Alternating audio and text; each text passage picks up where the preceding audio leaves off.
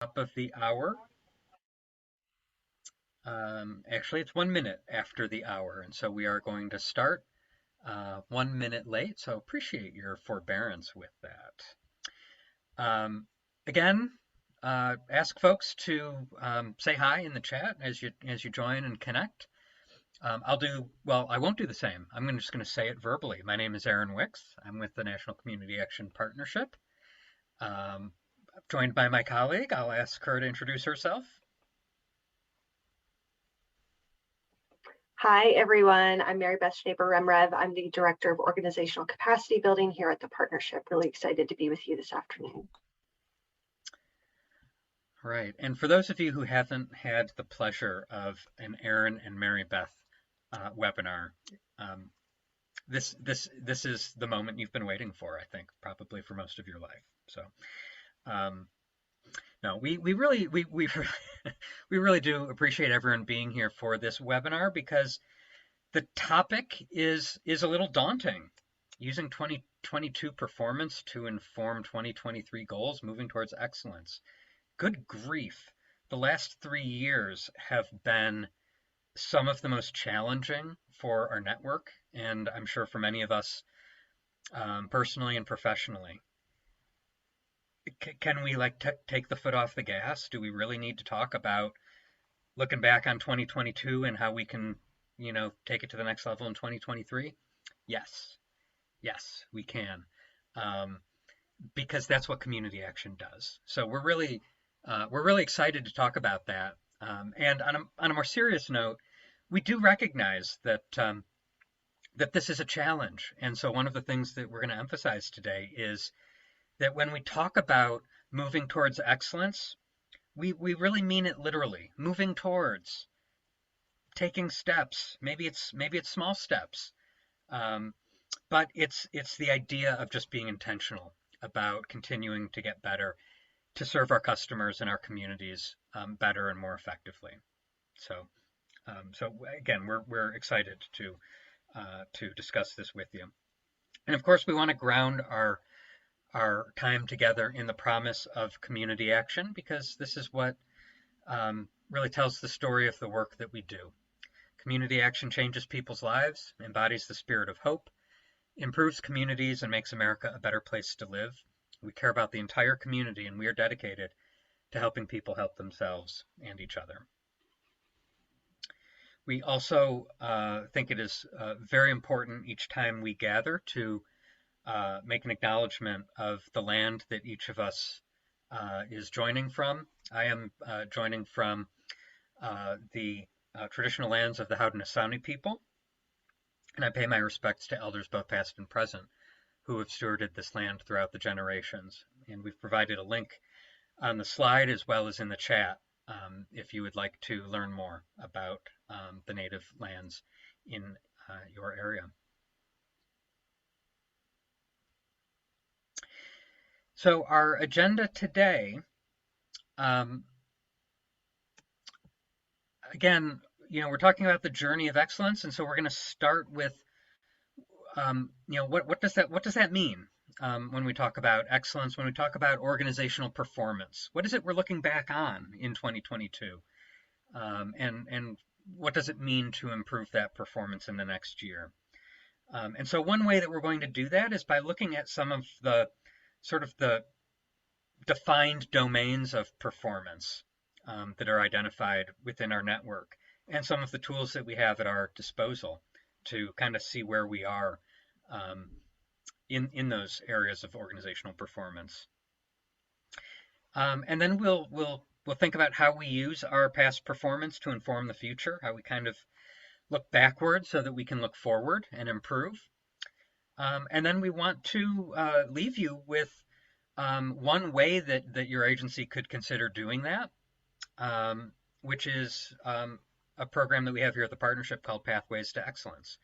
But the broader purpose of our workshop today is really to talk about the journey itself and how we can use this moment. Here we are late in 2022 to look back at all that we've been through in our agencies and take that next step forward into the new year. and take our performance to the next level. So, Mary Beth, I'll hand it over to you to pick up that discussion. Thank you, Aaron, and good afternoon or good morning, depending on what part of the country you're in. So I wanted to start the conversation by zeroing in on what does organizational performance really mean. And so it's hard to assess your performance if you've never considered what does organizational performance mean to us, right, to our organization? Because the constellation of kind of what makes up that idea of performance might be different for different organizations, and it might be different for your organization at different times, right? What's important to you, what's driving you may be different today than it was 2 years ago. And so if your organization hasn't previously had this conversation, now is a really good time to kind of hit pause and ask yourselves some questions. What does it mean for us? What does it mean for our organization to perform at its highest capacities, right? What are our organizational goals? What are the things we want to achieve? And a point I want to make here is it's organization wide, not just one program, right? I think sometimes we kind of fall back on letting each program kind of do this, have this conversation individually, and we miss then the kind of bigger picture things because we're relying on kind of that siloed approach, right?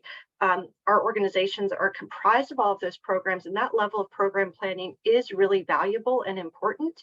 But so is then taking that step back and looking organization wide, how are we doing and what do we want to do, right? I am curious, and y'all can put in the chat or you can raise your hand if you want to come off mute. We did this in meeting mode so we could see each other and really have a conversation if you'd like.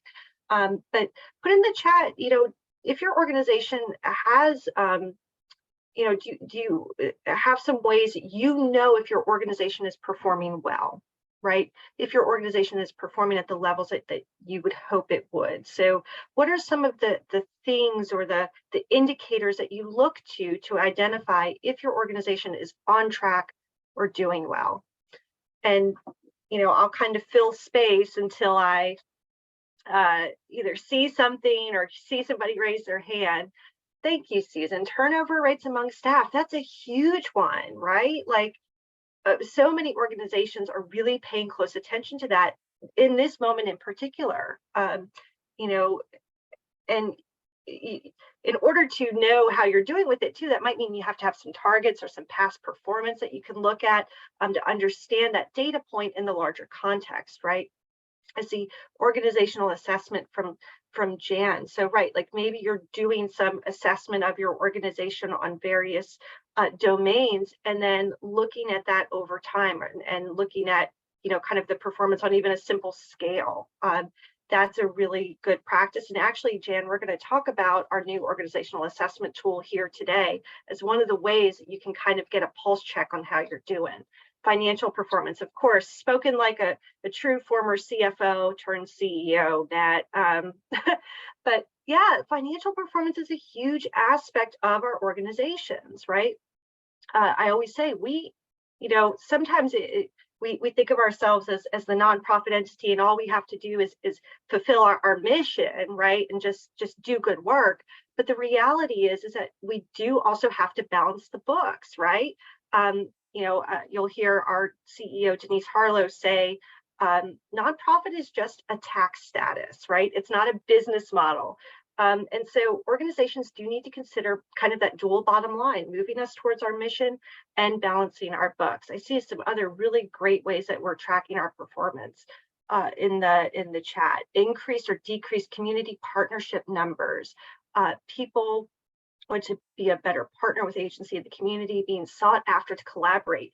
That kind of goes to Susan's point, right? Like, how are you positioned to be a partner in your community? And that is such an important point. Data accuracy, that's right. We could be collecting data, but how are we doing with it? Is it actually good data? Is it the right data?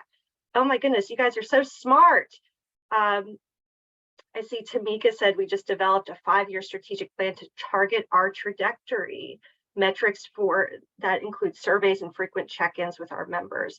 that is really a fantastic best practice. And I think we'll kind of be talking about that a little bit today.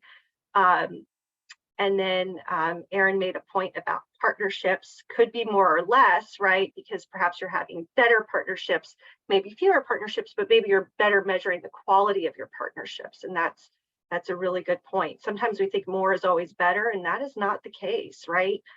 Number of outcomes, yes. So you guys seem to have a really good handle on some of the ways that you can measure your performance. My follow-up question to you then is, what goes into good organizational performance? How do you know if you are doing well in any one of those things, right? What constitutes good partnerships, right? What constitutes good for us financially? What constitutes good for us outcomes-wise? And now those conversations really have to be held at the leadership level with your board about where is it that we want to go, what is it that we want to achieve. Do any of you, I know Tamika said that she has a 5-year plan that they are working towards. Does anyone have like a concrete metric that you're working towards that you know, like it's kind of your checkpoint, your pulse point to know if you're doing well on any one of these aspects? Anyone tracking that turnover rate and say we want to keep our turnover rate below a certain rate? I know at the partnership we had a goal of a turnover rate of 0. We wanted 0 turnover. We're going to talk about stretch goals versus unrealistic goals in a little bit. Maybe that one was a little bit unrealistic in this environment that we're in. So Tommy says, I'm tracking turnover and we have one department with really high turnover. Yeah, gosh, when you have that data that you can really dive into and splice and look at by different, kind of from different lenses, then you can begin to see where you might have some areas that you can invest in some improvements, right? Kind of the low-hanging fruit, right? Our strategic plan informed the goals, and we have action steps quarterly. Oh, Susan, you are like speaking directly to my heart of all of the best things that one can do, right? Your strategic plan, in all reality, guys, it actualizes your mission and moves you towards your vision. And so if you've got a really good, strong strategic plan with good outcomes, you can then create the metrics and the strategies that will move you towards your mission. And then you can always know that you are doing well, you know, that your performance is satisfactory organizationally. So another question for you to consider, if you haven't already, is how does your organization actually take a moment to assess its organizational performance? How does it create space and time to think about how you are doing? So often we hear, yeah, we did a really great strategic plan and we had all of these metrics and goals, and then it stops there, right? And then the strategic plan kind of gets filed on the shelf because we get busy, right? And so one of the things that now is a really good time to do in your organization is to hit pause, get, you know, some clarity on how did we do last year? What do we want to do next year? Where do we want to be? What are our constellation of metrics and indicators that we're going to use to know if we're doing well?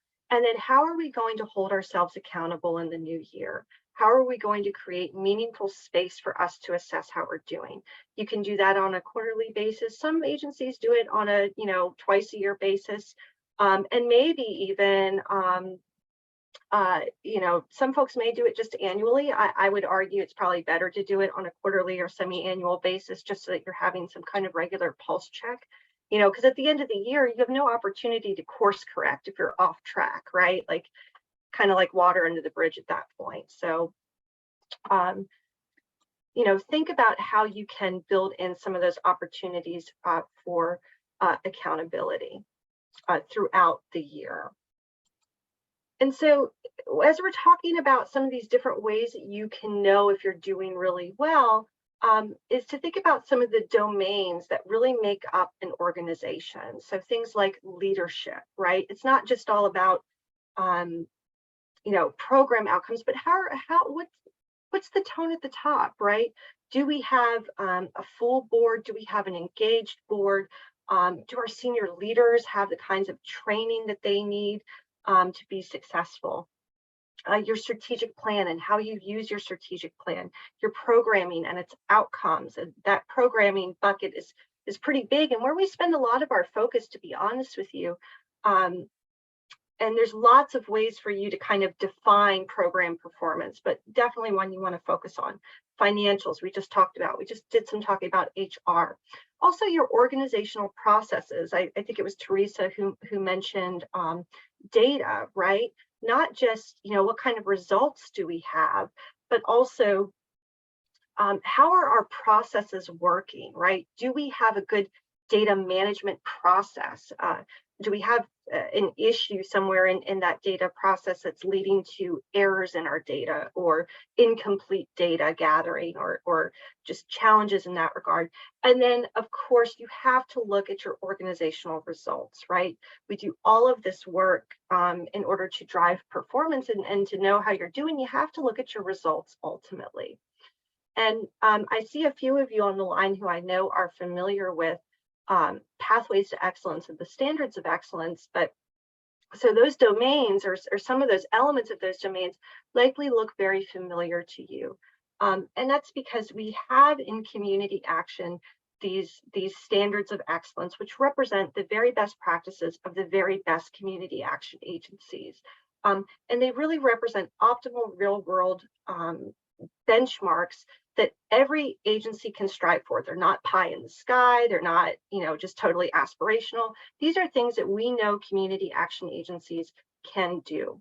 And so when you're thinking about your constellation of what makes up strong organizational performance for us, or what could be some metrics, or what could be some areas where we want to improve, I would encourage you to turn to the standards of excellence for some guidance and for some inspiration as well.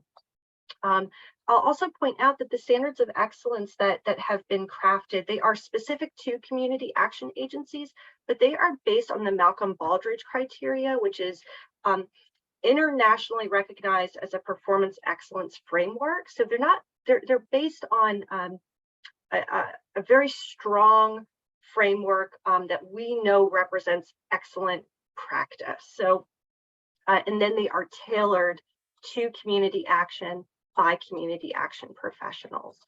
And so within the standards, there are 7 categories of the standards. And you can see these really tie back to some of those domains we just talked about: leadership, strategic planning, focusing on the people we serve, the constituents we serve, and our partners, right? Also looking at how we measure what we're doing, how we then analyze that information. And then we don't just stop there, we analyze the information in order to improve our performance, right? It's not just analysis for analysis sake. Human resources, that organizational process management includes some of our financial process measures, and then organizational results, right? All of this at the end of the day is about creating change. And so this is a great source of inspiration for you as you're talking about, kind of where you want to go. So Erin, I think a couple of things have happened in the chat while I've been blabbing. So want to check in on that. And I think I'm going to pass off to you. Anything you want to lift up from the chat?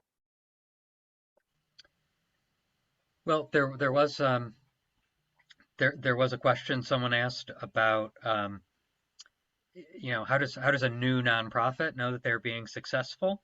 And I responded to that in the chat as did another person, and I think it's a great framing question for our discussion because it has 2 answers which which I think both of which are going to be a little unsatisfying. One of them is it depends. Yeah. Because it depends on your mission and vision. That's going to guide what success looks like. The other sort of unsatisfying answer is it's all of the above. Is it outcomes? Is it grants and money? Is it people served? Is it partnerships? To some degree, yes, and yes, and more. Because it's so critical when you define what excellent performance means for your organization. it's so critical to put all the pieces together, and recognize that if we're going to have impact, and um, that's what we're all really aimed at as mission-driven organizations, then there's a lot of stuff we need to do well. We need to manage Mhm. our finances well. We need to support our staff and our volunteers. We need to have good leadership. And so you can see that really comes back to these 7 categories. These really are the key sort of ingredients that say excellence means, being strong in all of these areas, and ultimately, because they all lead to the sort of the bottom line. In a for-profit world, the bottom line is profit. In the not-for-profit world, the bottom line is impact and results. And so that's why the seventh category of the standards of excellence is, what are your results? You've got to do all these other things well, but there's a purpose to that, and the purpose is results. So it's a lot, but that's why we wanted to provide this opportunity to sort of put some of those pieces together and hear from all of you in terms of how you do it and some of the challenges that you're having.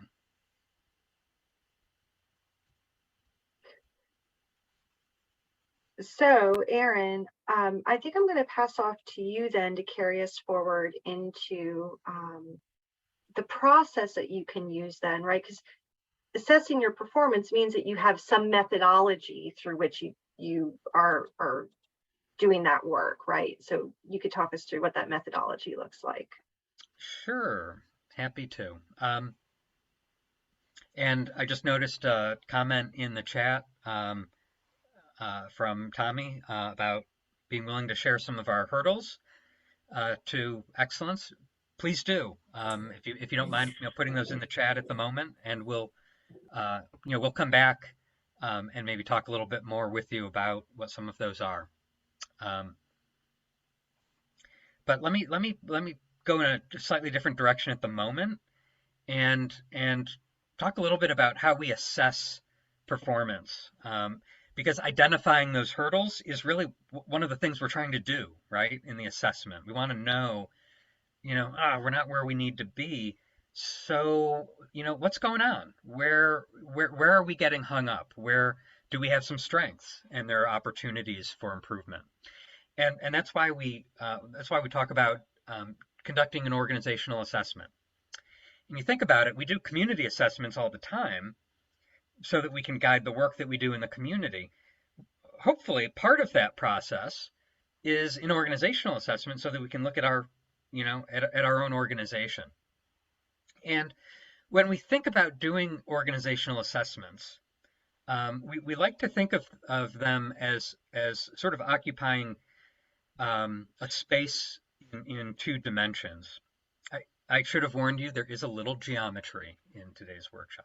Actually, that's it. Very little. I just said the word dimensions. That's it. No more.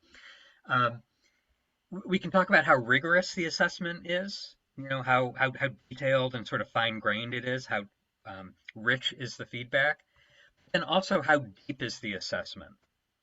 How far, how broad and how deep do you want to go? And so you can kind of put organizational assessments along a bit of a continuum that we've illustrated here visually. And in the sort of the lower depth, lower breadth part of our spectrum is a kind of survey-based assessment, a point in time. Basically, it's like, how are we doing? How are things looking? Maybe do this with staff, and ask them to rate the organization on a 5-point scale. We're doing this really well. This could be improved.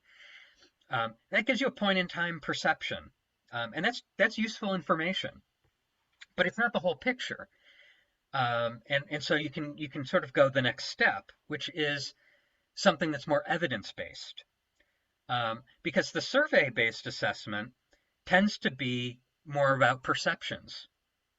How are we doing? Well, this is how I think we're doing, but how does that connect to what the data say? What the reality is? Um, Keeping in mind that perception and reality are often very closely connected. So for a lot of staff, their perception then becomes their reality. And so that's why it's useful to go that next step and do something that's a little more evidence based. Maybe having a planning team or an assessment team that comes together and says, okay, here's what the survey said. Here's what staff are reporting. Let's go a little deeper and maybe look at the why. What's the evidence? What are they latching on to when they provide this feedback? And so that form of assessment gets you a little deeper, and is a little more rigorous in terms of surfacing actionable information. And then at the end of the spectrum, very deep, very rigorous, is an external assessment where someone from outside your organization really comes in and does that deep dive. Now, a step between those two is something that we do as part of the Pathways program, that Mary Beth is going to talk about in a moment, called a self-study. And that's getting close to that external assessment, because that self-study involves the very deep evidence-based assessment, but then it's reviewed by an outside party. Now, they're not collecting their own data, they're only looking at the information you provided, so it's not a true external assessment. But it does give you some external validation, with respect to the evidence that you provided. Does that evidence show that you really do have some good processes in place? Or, are there maybe some things missing, maybe some areas for opportunity? And so I wanted to pause and mention that because we're going to talk more about the usefulness of that type of assessment in a little bit. But the key point is you need to do an organizational assessment of some form in order to measure your current performance so that you can then track improvements as you go forward. So, it's important to know that this organizational assessment should be done with a purpose in mind. Okay, so it's not just, oh look, here's a tool that will allow us to ask some questions about how we're performing, and then we can just kind of like look at it and see how we did. Anyone ever do that? It's like it's interesting, but often what happens when you approach an organizational assessment that way is that there's not a lot in the way of follow-up because it wasn't done with a specific purpose in mind.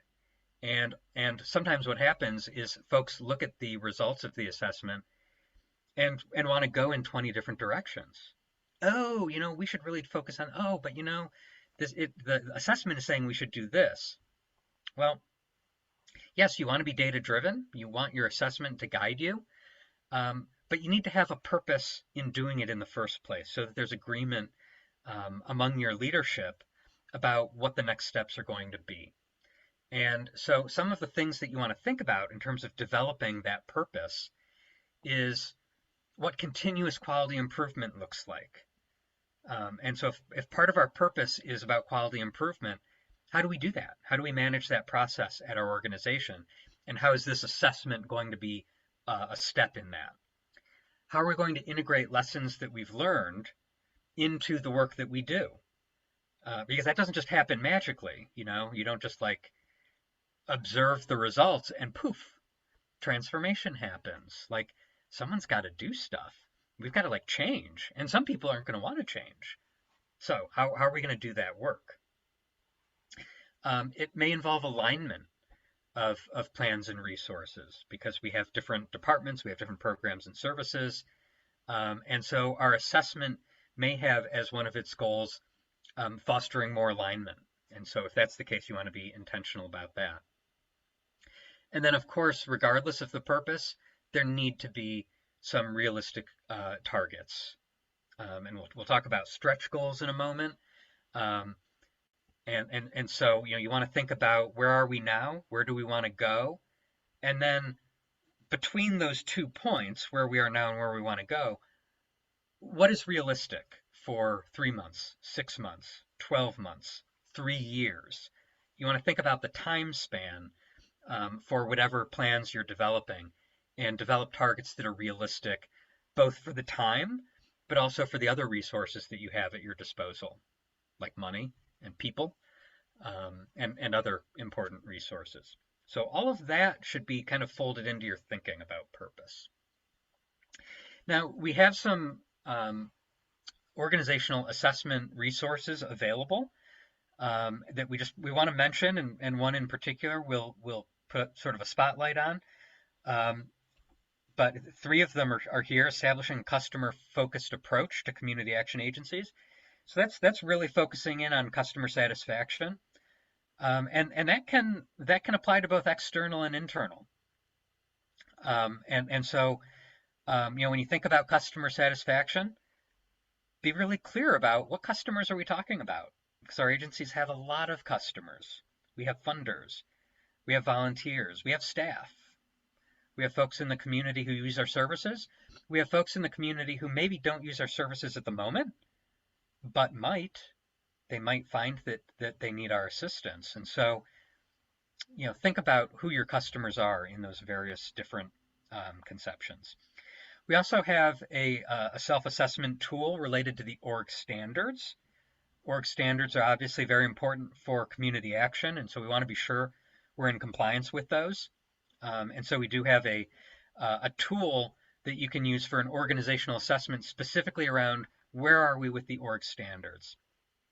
But then the one that we really want to highlight today is one that's available through our nonprofit risk management center portal that we have in collaboration with the Nonprofit Risk Management Center.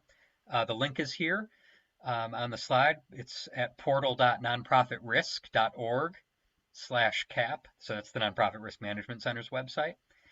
If you've used the risk assessment online tool, it's the same portal. It's just a different tool within that portal. And this is a new resource that we have just in the last couple of years, and so some of you may not yet be familiar with it, but it's an organizational assessment tool designed by the Community Action Network, and so just want to pause and say thank you to all of the folks across the network who helped us design the tool and then did some beta testing, and we've had some folks that have been using this tool in real world application and have also provided some feedback to help make the tool better. So thank you, and want to invite all of you, if you do use this tool, let us know how it works. Let us know how we can improve it. But it is a broad-based organizational assessment tool that really helps you do that sort of first level assessment, that point in time, broad but not real deep assessment of perceptions. And so you can have a small management team use the tool and answer the survey, or you can open it up to a broader audience of staff. The key here is that what it will do is give you some information about perceptions. It will then be up to you and your team to figure out, well, what do we do with that? What do we do with all this information about perceptions? One thing that you may want to do is benchmark that. Say, okay, this is where we are at this point in time. Let's do this again in 6 months or in 12 months and see if we've improved some of those perceptions. So that's one thing you can do right off the bat in terms of what are we going to do with the data. And again, this is incorporated into the risk assessment portal at the Nonprofit Risk Management Center. So if you have any trouble finding it, just let us know. Email me or Mary Beth. We'd be happy to help you get there. There are links to it on the partnership website, but you can also just go directly there through the links that we've provided in the slides and on the chat. So the title of this webinar is about past performance to inform future action. And so let's talk a little bit about what that looks like. Looking into the future, looking into the next year, 2023, or maybe you're watching this years in the future, and you're thinking, what did they do back in 2022 in the olden days? So tell us what the future's like if you're from the future. Come back and tell us. We want to know. Sorry, little time travel digression there. Physics. Physics was also part of this workshop. Um, but thinking about the future, look to your strategic plan. Obviously, that our strategic plan is meant to be future looking. But also don't lose sight of funder goals, um, operational goals in terms of, maybe your fiscal operations getting into a certain place. Maybe you want your current ratio at a certain point, or you want, X amount of discretionary resources available. Um, think about what those goals are and how you're currently measuring them, or how you might measure them if you aren't currently doing that. Okay, so that's the future looking work. And some of that should already be in place. And your task might be, how do we harmonize all of those things? Like, oh, we've got the strategic plan, we've got our community action plan, and this funder we've already committed for the next 2 years to do this. That's exactly what we're talking about. Pull all of that together, and connect it to how is your organizational performance going to allow you to reach all of those goals that you've already set. Okay, so that's the forward-looking piece. Looking back, and this can be a challenge because sometimes looking back is not pleasant because we often see some of the missed opportunities or mistakes that we've made. But that's why that's so critical. What have we already done or not done that has affected our ability to reach our goals? What impacted our prior performance? Some of those will be self-inflicted wounds, that we didn't, we didn't hire the right person for that position. Okay, well, lesson learned. Now we know a little bit more about what the skill set is that we need for that position. But some of them may be external. Like, I don't know, a global pandemic totally changed the way we needed to do business for over 2 years. And now we're doing business differently, just because we found that some things work better. So take a moment to grab a hold of those lessons, and apply them for the future. And then think about, based on things that have happened in the past, think about how some of those may recur in the future, or maybe new things may happen. The key is, what are the different variables out there that will affect performance, that we can foresee and that we can then incorporate into our plans. And so the way we kind of like to connect this, and this is really the underlying approach to the standards of excellence, and this is the approach that we encourage through the Pathways program, is think of how three things connect: your approach, your deployment, and your results. And you can think of each of these in terms of looking backwards or forwards, and we encourage both, as we just talked about. In terms of approach, what was our intention, or what will our intention be? What is our plan? Is it a good plan? Is it a plan that encompasses all the different potential things that could happen?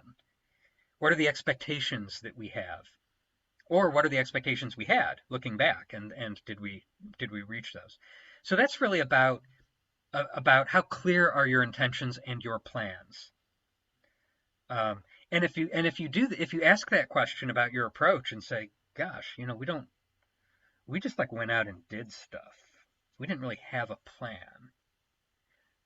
Okay, that may be a lesson learned, because maybe the doing stuff had some success, but maybe there were opportunities for improvement if there had been more time invested in planning what stuff to do. Yeah, Mary Beth says, none of us have done that, right? Oh my God, my whole career is based on just like doing stuff. And then like, oh, okay, yes, it would have been better to plan it. And now I'm a huge fan of strategic planning, because I've learned what happens when you don't do it. So the next step in that process is deployment, and that is the doing stuff. That's the what did we do, or what are we going to do. Um, and it's really looking at, did we succeed or fail because of, one variable or another? In other words, what worked and what didn't. That's really what we're saying here. Um, and one question that you want to ask yourself across the board, whether you're talking about agency operations or program delivery, is, are we doing things in a systematic way, or are we kind of just making it up as we go and doing it a little differently each time?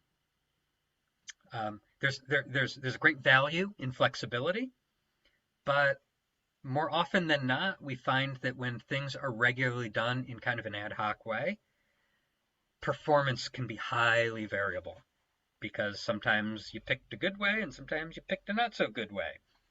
So it's generally better to look at, what's a consistently good way to do things? What's a good deployment? And then let's continue to do more of that and refine that and do it better. And then, of course, the third element is the results.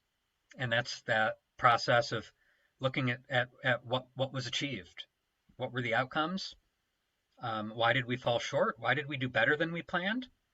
Um, and how did our approach and our deployment lead us to the results that we achieved? And so you should be able, when you're looking backwards, you should be able to see how your approach affected your deployment and how that led to results. Some of them good, maybe some of them with room for improvement.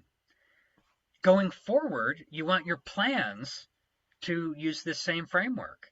As we go forward and improve our organizational performance, how are we going to improve our approach? How are we going to have better, more effective, more systematic deployment? And then what are our expectations about the results that we'll have if we do that? So I think, oh, I'm sorry, one last comment before I hand it over to Mary Beth. I mentioned this earlier in terms of the goals that we develop. It's important to have stretch goals. It's important to say, we know we can do X. Let's try to go to X plus delta. Oh, see, now I'm using Greek letters to algebra. It is math day here at the partnership. But how can we stretch a little bit? How can we go a little beyond, or maybe a lot beyond? But you want to be careful that you're thinking of stretch goals as a stretch and not as unrealistic. I see Susan says we call them bag goals, big audacious goals. I've heard people call them big hairy audacious goals, and as someone of Mediterranean descent, what's wrong with a hairy goal? I just want to say that because I come from swarthy people. Hairy goals are wonderful, but let's just stick with big and audacious, and we'll keep this. Um, I was going to say we'll keep it professional, but I think that ship has sailed. So do think of stretch goals. Do think of being ambitious and encouraging growth, but also do not go to the point of being unrealistic, because that will just set yourself up for failure. And I've experienced that, where we think we're being ambitious, but it was unrealistic. And then people get frustrated as they realize we're not going to make our goal. And so it can actually be very disincentivizing. So setting the right types of goals is critical. And you'll know what the right goals are based on your organization, your resources, your timelines, etc. All right, Mary Beth, I'll hand it off to you to talk a little bit about one of the ways that we encourage improving organizational performance. Yeah, would love to talk about that. So, one way that your organization could consider doing some intentional assessment of its performance and of itself, just in general, is to go through pathways to excellence. And now, pathways to excellence is just one way, right? We've given you a number of assessment tools. And options, but this is another way that you could pour into your organization and do some really intentional assessment. And so what is Pathways to Excellence? Essentially, what it does is it really empowers you to pursue excellence through a really intentional process where you assess how you're doing, where you do some planning and capacity building, and then you make some improvements to your organization to bring your practices into alignment with those 35 standards of excellence. So if you go through Pathways to Excellence, there are essentially several key activities. One is that you learn about the standards of excellence in depth. What do they actually mean to implement? And then we'll talk about the tiers in a minute. From the silver up to the platinum tier, you're doing a very rigorous self-study where you're looking at your practices against those standards and you're documenting, where am I today?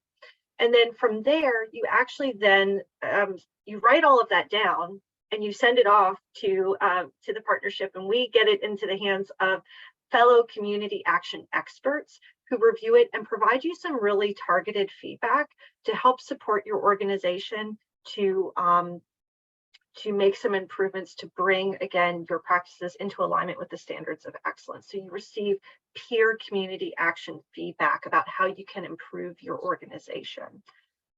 From there, the organization does that, where I think the magic really happens is, you get that feedback report and then you start making changes and updating your practices and setting new goals and, focusing on those areas that drive performance most. And then hopefully what we hope is that you will receive recognition as a community action agency of excellence. And so that is the ultimate goal, is the overall whole shebang, where you've not only done a self-study, but you've also then gone through a process where it is validated by community action peers that your agency is institutionalizing all of those best practices from the standards of excellence. And so in Pathways to Excellence, we now have a new tiered approach. We have 4 tiers that allow your agency to kind of pick what level of engagement makes the most sense for you. At the bronze tier, your agency is really getting its foundations in place to begin the journey of excellence. You're learning about the standards of excellence. You're coming into some agreement and alignment with your leadership about who the organization is, what its challenges are. You're bringing together a team that will support an excellence journey, and you're doing some engagement with your board. And then from there, at the silver tier, the organization is starting to do a self-study. It's an abbreviated self-study. They're getting some specialized training. They are also getting that feedback report from peer reviewers to help inform agency action. At the gold tier, agencies are doing a complete self-study, receiving that really in-depth feedback report. And then at the platinum tier is where agencies can be recognized as an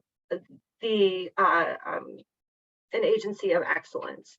And so I do want to pause very briefly here and recognize that we have a couple of agencies on the line today who were part of our very first cohort of agencies who achieved the bronze tier, who completed the bronze tier. So I see Matt Hinkle from Eastern Action in West Virginia. Matt's agency was one of the first agencies to complete the bronze tier. And so we should celebrate him and his agency's commitment to excellence. I also saw Teresa Buchanan on the line from Community Action for Improvement in LaGrange, Georgia. They were also a part of that cohort. And I haven't scanned the participant list in a minute, so if there's anyone else on the line that I missed from one of our bronze award-winning agencies, want to just celebrate them and congratulate them for all of their really hard work. Would also offer up, because I think it's important, bronze agencies, if you have any thoughts about kind of what the process was like for you, or any words of encouragement that you would give your peers, would welcome you to share those thoughts. You don't have to do that right now, but you are welcome to, absolutely. So I do see there's a few questions coming in, but let me just kind of talk briefly about enrollment, and then I'll circle back to the questions. And I do want to make sure Tommy, that we have some time for your question and kind of comment about the challenges of pursuing excellence in this moment, right?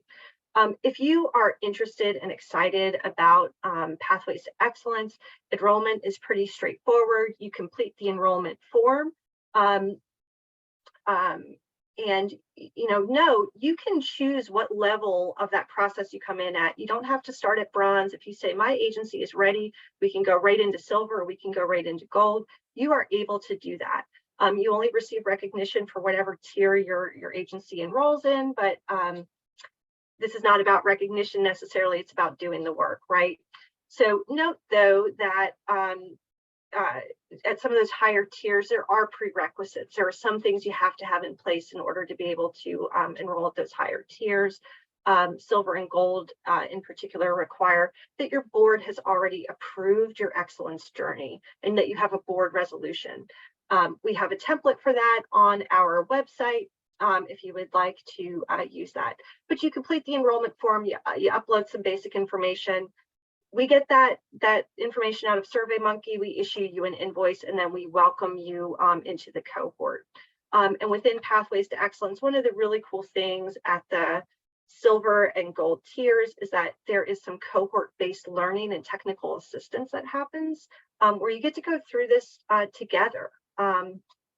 You get to do some learning about the standards of excellence as a cohort, talk with peers about how they're implementing or not implementing some of the practices and the standards of excellence, and some of the challenges, right, that come up with that kind of implementation. So that is a really great benefit to your organization at those silver and bronze tiers. I need to recognize that this work is not possible without the work of a really dedicated Excellence Commission who oversees the program. These are community action experts from around the country, and we owe them a debt of gratitude for all of their hard work. And so I want to pause here and I want to go back and catch up on questions. Oh my goodness, there's a lot that's happened while, again, I've been blabbing. Oh, the broad approach for your strategic plan. I love that. Bold, responsive, organization-wide, aspirational, and dynamic. Love that, Matt. So the Susan, I see your question about Pathways to Excellence. Is this primarily for CAAs? And the answer is yes, primarily, but as Aaron said, we'd be happy to kind of talk about application of this to a state association. There's a lot that I think is still applicable to a state association. Might just have a little bit of a different twist on it that we should talk about. And then, oh, and Tamika, I see you'd love some additional information for Arkansas. We can absolutely talk offline about that as well. So want to pause and see if, one, if any of our bronze agencies have anything that they want to offer up about the value of the process or how that went for them, or two, if there's just any general questions folks have about Pathways or about anything that we've shared here today. Mary Beth, this is Matt. Hi, Matt. Hi. Sorry, I had to pull my earbud out for a second. Our board chair just stuck his head in my office, so Cool. when the board chair everyone. sticks its head in, yeah, you're like, okay, I'm going. And ironically, I think, or not ironically, but to your question coming right after that, when I talked to him about a year ago about us embarking on this Pathways to Excellence process, his question back to me was, why wouldn't you do that? And it really has, for us, and Susan Knibley's on here too, she might want to pipe in if I miss something, but for us and our board, it really has been they're really bought in to the journey, the excellence journey, and the things that we're doing. So we're at the point where we're working on our self-assessment for the silver level. We've done the assessments have already been done, and our training that we have to do has been done. So we're working on self-assessments right now. But yeah, it's been really good for us as an agency, and it's been really good for our board. It's really, it's I'm saying really a lot. I apologize for that. They're engaging with this, and yeah, I highly recommend it. I highly recommend the pathways process when you're ready for it. And I don't know how to define when you're ready for it. I think Mary Beth and Aaron could probably have a conversation with you and let you know. But it's been good for us. Thanks. Thank you, Matt. And I want to be clear, we did not plant Matt here, nor did we pay him to say that. So just want to be clear on that. Mary And Beth, really, yeah, go ahead. sorry, this is Teresa. Yes, so I also want to share the experience with the Pathway Excellent to the Excellent programs. And it's really, when I mentioned about doing this program to my executive director, and she was like, I don't know if we are ready. You know, we are still working on responded to the pandemic and doing the LAHI, LAWA, the CSBG cares. And she was a little bit like, I don't know if we are really needed to do this. But I told her, like, you know, that's the best time frame for us to do it now, because we have to be prepared for after the pandemic. And we never had the time to sit down and to discuss, to evaluate what we've been working on in the past 2 years. So this program was very helpful. Like it bring us together, the whole team, the director of a Head Start, director of administration and HR, the financial, the community service program. We all sit down, and with organization, we sit down bi-weekly and talk about the process, talk about who we are, what's our mission, what we're trying to achieve after the pandemic. So it's really great program. And we start with the bronze level. So it's not that too much like a workload.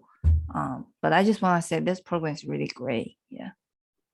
Thank you so much for that. And I think, you know, knowing Jennifer Corcion, your executive director, she was really smart to say, you know, we need to be prepared for the next crisis that's going to come, right? And doing this will help us be prepared for that next thing. Like, yes, we're in the thick of a pandemic, but we also have to be readying ourselves for what's next. And I want to kind of pick up on something you said, Teresa, and actually turn to Tommy's points that he put into the chat about some of the challenges in this moment post, I don't even want to say post-pandemic, but post-cares, right? Post some of the really high intensity work. And some of us who lived through ARA can probably pull on some of our lessons learned there and share. I think one thing that you can do is try to figure out a space to funnel some of that agency energy into, right? Because folks have energy and they're like amped up because they've been doing all of this stuff all of this time. And so is there something that you can really funnel that energy into that could be productive for the organization, that can change the way that folks approach the work? And I actually think, you know, whether or not you do Pathways to Excellence, taking that, funneling that energy into assessing what have we learned, who do we want to be after this time, where do we want to go, can be a really productive way to kind of help address some of the some of that extra energy and you know, help people do something productive with that energy is what I'm trying to say. But I want to also open up the line to other folks on here who have their own experience with ramping down from a major project. If you have any thoughts or anything you want to share about that process. Well, Mary Beth, I wanted to ask a question, and we've talked about the Pathways program at the association in Arkansas. So that is something that we're very familiar with at this time. But one thing that I wanted to check in with you on, so during this call, we've talked a lot about operation structure, strategic planning, and things of that nature.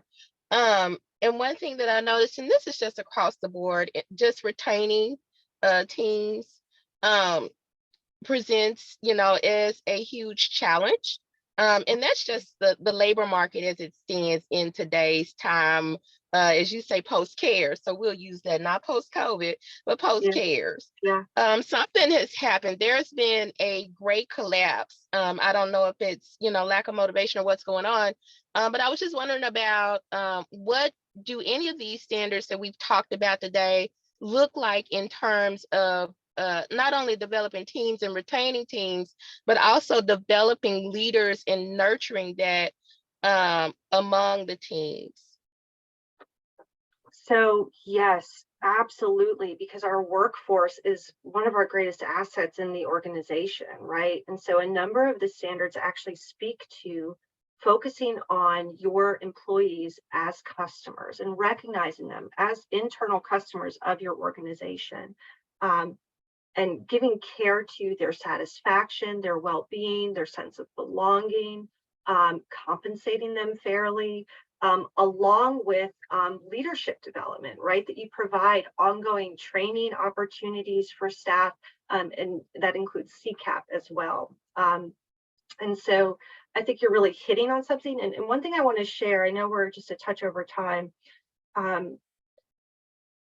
There are a few organizations who fairly recently won the award for excellence. And one of them was CAPSLO, CAP San Luis Obispo in California. And they have really embraced, obviously they've implemented the standards of excellence, but one of the things they've really embraced in particular is the employee care piece. And in the midst of the pandemic, that organization actually saw their retention rate improve during the pandemic, in the thick of it. And I think that just speaks to the power of, well, one, the amazingness of that organization and that leader, but two, what can really happen when you really pour into, giving care to your staff in that way. And I'll also share KCEOC out of Kentucky. During the pandemic, won an award of being one of the top employers to work for, top 50 nonprofit employers to work for on the East Coast in the middle of a pandemic, and in a particularly hard-hit area too, and so again, I don't think that that's an accident that these agencies are award-winning, and also have shown some real prowess when it comes to caring for staff, because it is tied into the standards. It is a fundamental element of them. So appreciate that question. And I appreciate everybody really sticking on and fully participating. These are so much more fun when we have folks who participate. I did put a session evaluation link in the chat. We'd love your feedback. If you want to know more about any of the things we talked about today, you can go to our website. There's a whole website or web page. I always confuse that website, web page, whatever. There's something on the website that tells you about Pathways to Excellence. You can check out the standards of excellence if you want to learn more about them. And then if you have any questions, you want to talk, Erin and I, and as well as our colleague, Tani Stadelmeyer, would love to speak with you. So feel free to reach out anytime. Erin, anything you want to say as we sign off here? Just wanted to add that, in addition to the Pathways program, a lot of the resources that we shared are just available, to anyone in the network. So while we'd love to have you participate in the program, we would equally love to have you use those resources and contact us if you need any assistance. We're just happy to support you in any way we can. That's right. With that, we will say thank you. Have a great rest of your afternoon, and hope to talk to y'all soon. Take care.